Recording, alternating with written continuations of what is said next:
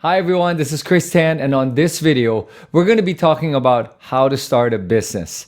I recently got a question asking me for my advice on how to start a business, and I realized that most people think starting a business is very complicated and difficult, when in reality, it's actually a lot simpler than you think, and it's a lot easier than you think.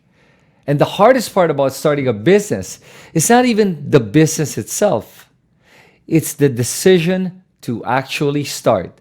That is the hardest part about starting a business. Making that decision and also making that commitment to do that business. And once you've decided to actually start the business and commit to it, then it's time to roll up your sleeves and get started. So here's some tips that I have on starting a business. The first tip: figure out what kind of product you want to create or service that you want to provide your community that you think your community needs or wants. That's a very important aspect of starting a business. Now, for some of you, you're probably not sure if the community needs or wants it, but you feel like they do.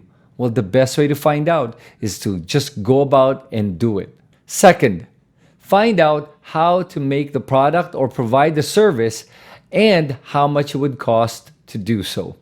This requires a little bit of research where you have to contact your suppliers for your raw materials and for anything else that you need as it directly relates to your product or service. Now, once you have the cost of the product, then we go to the third part: pricing. What you have to do now is look at the cost of that product and multiply it by 4.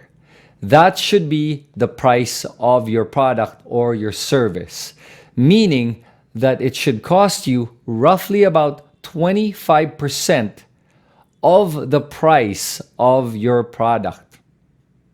That is the fair pricing for you and for your customers.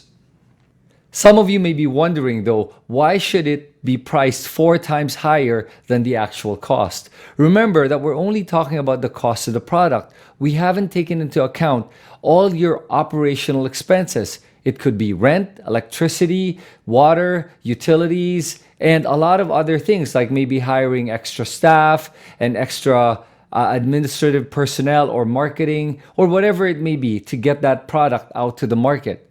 Because we've only accounted for the cost, and the cost should be about 25%, because there's a big possibility that your operational expenses that are not directly tied in with the product may end up costing about 25 to 30% of your total revenue.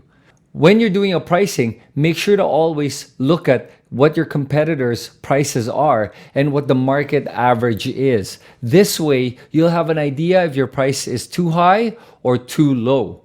And at the same time, if it's too high, then it's time for you to look at your cost and your price and adjust it so that it's comparable and competitive with other products in the market. Now that you have your pricing and your product, the next step is actually marketing and sales. This is the part where you start creating all your marketing materials, from Facebook posts to Instagram posts to videos on YouTube, whatever it may be. Just start simple. Come up with your price, your product, and all the blurbs that you want to add into it so that you can attract people to buying your product or your service. And then start posting it on social media, sharing it with your friends, and letting everyone know that you have this product or service that you're selling. Having a business is just like being a problem solver. There will always be something that you need to find a solution for. And once you've figured out a solution, it's just going about and implementing that solution to that problem. Now, let me give you guys some tips on running a business. Do not overthink it. The more you overthink about starting a business, the more you won't do it. Sometimes you just have to think it through enough and just start. Don't worry about whether it's the perfect time to start or not, because it's never a perfect time to start. There will always be a problem. The important thing is that you start. Whether it's perfect or not, you just have to get started. Another tip: stop talking about it. Stop telling everyone about what business you want to get started and just work at it. Do more than talking.